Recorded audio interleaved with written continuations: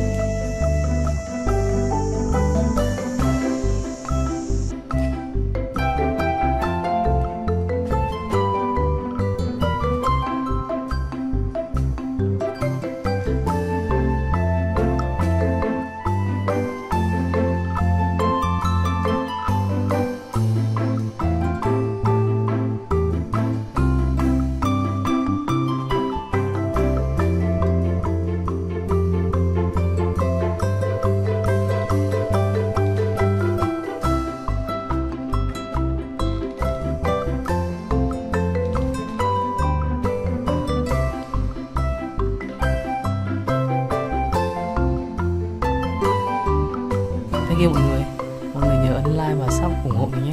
Bye bye.